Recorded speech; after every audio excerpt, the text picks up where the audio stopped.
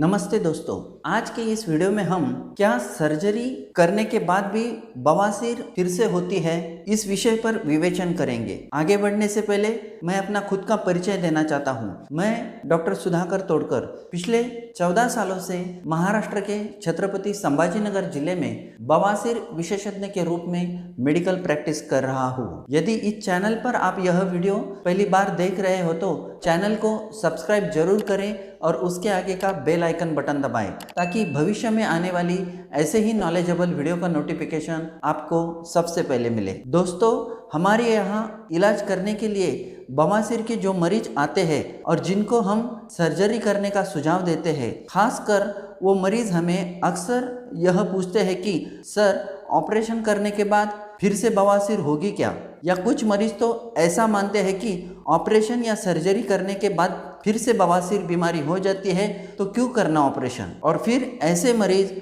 हर रोज अपनी तकलीफ सहते रहते हैं परंतु ऑपरेशन नहीं करवाते। वैसे देखा जाए तो बवासीर के सारे मरीजों को ऑपरेशन की जरूरत नहीं होती है। जिनकी बीमारी काफी पुरानी है, मुझसे ज्यादा बड़े हुए हैं, हर रोज खून गिरता है, उसके कारण कमजोरी आ रही है, तरह तरह की दवा गोली खाने के बाद भी मरीज को आराम नहीं पड़ता है, ऐसे मरीजों को ही हम सर्जरी करने का सुझाव देते हैं। परंतु जिस मरीज को हम सर्जरी करने का सुझाव देते हैं उसमें से कुछ मरीज अपने किसी दोस्त, रिश्तेदार, पड़ोसी, इनसे उन्होंने सुना हुआ रहता है कि भाई, मैंने बवासीर की सर्जरी की थी पर वापस मुझे उसकी तकलीफ शुरू हुई। ऐसा वो पड़ोसी या दोस्त उसे अपना अनुभव कहता है और फिर ये मरीज उसी बात को अपने दिमाग में फिट कर लेता है और फिर बवासीर कितनी भी क्यों ना बढ़े, कितनी भी तकलीफ क्यों ना दे, कितना भी खून क्यों ना जाए, वो यह सब सहते रहता है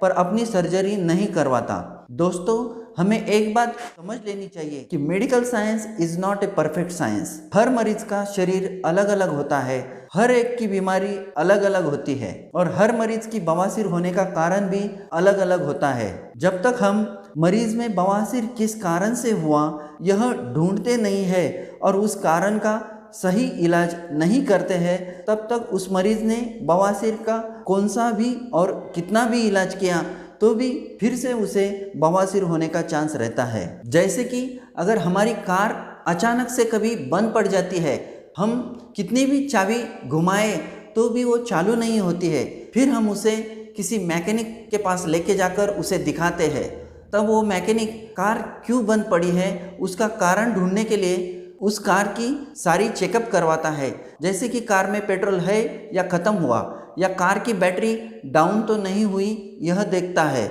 या कार के इंजन में कोई कचरा तो नहीं हुआ, यह सब वो मैकेनिक चेक करता है। तब उसे मालूम पड़ता है कि कार के इंजन में कचरा जमा होने के कारण से कार बंद पड़ी है। फिर वो उस कचरे को साफ करता है, तब जाके आपकी कार फिर से शुरू हो जाती है। वो मैकेनिक केवल चाबी को चेक नहीं करता, कई सारे कारणों को चेक करता है, तब जाके आपकी गाड़ी क्यों बंद पड़ी है यह उसे समझता है। ठीक उसी तरह आपको बवासीर क्यों हुई यह कारण डॉक्टर ढूंढने का प्रयास करते हैं और फिर बवासीर के सर्जरी के साथ साथ उन कारणों का भी इलाज करते हैं, तब जाके आपकी बवासीर सही से पूरी तरह से ठीक होती है।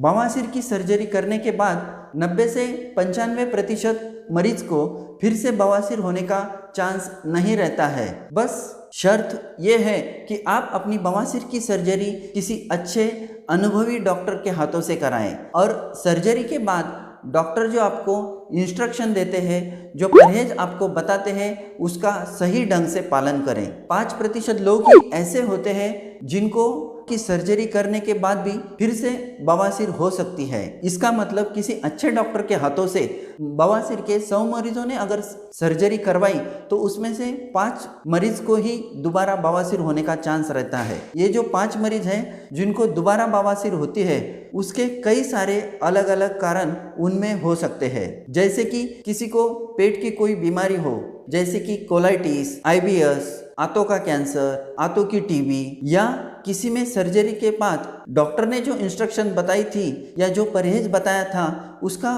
उस मरीज ने ठीक से पालन न करने की वजह से उसको दोबारा बवासीर हो सकती है। या आप अगर किसी अच्छे डॉक्टर के बजाय किसी क्वैक या बोगस डॉक्टर के हाथों से अपनी सर्जरी करवाते हैं तो भी फिर से आपको बवासीर होने का चांस रहता है। हमारे किसी एक पड़ोसी या रिश्तेदार को सर्जरी के बाद दोबारा बवासीर हुई, इसका मतलब सबको सर्जरी के बाद दोबारा बवासीर होती है, ऐसा अनुमान निकालना या ऐसा समझना या ऐसा सोचना गलत है, या उस आदमी को देखकर सर्जरी को दोष देना भी गलत है। आपकी बीमारी बढ़ गई है, आपको सर्जरी की जरूरत है, ऐसी डॉक्टर सलाह दे रहे हैं, फिर भी सर्जरी ना करना, यह बात उचित नहीं है। जैसे किसी स्कूल के क्लास में 100 में से 5 बच्चे अगर एग्जाम में फेल हुए और 95 बच्चे अगर अच्छे अंकों से पास होते हैं तो इसका मतलब उस क्लास का टीचर अच्छा है। जो 5 बच्चे फेल हुए उनके फेल होने के अलग अलग कारण हो सकते हैं। अब जो 5 बच्चे फेल हुए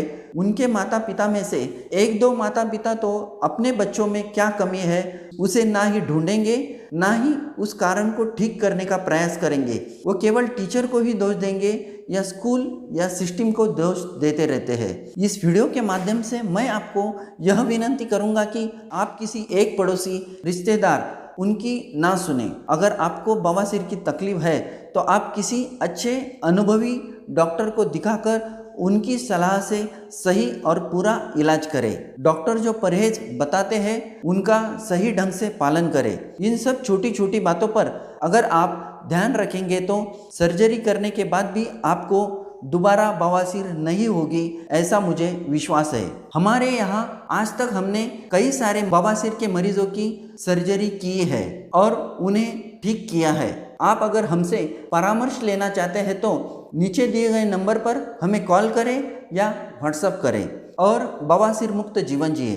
तो दोस्तों, यह था सर्जरी करने के बाद भी बवासीर फिर से होती है क्या, इस विषय पर संपूर्ण शास्त्रीय विवेचन। मुझे आशा है कि यह वीडियो देखने के बाद इस विषय को लेकर आपके मन में कोई सवाल या आशंका नहीं होगी। उसके बाद भी आपके मन में कोई सवाल हो तो आप मुझे नीचे दिए गए कमेंट बॉक्स में पूछ सकते हैं।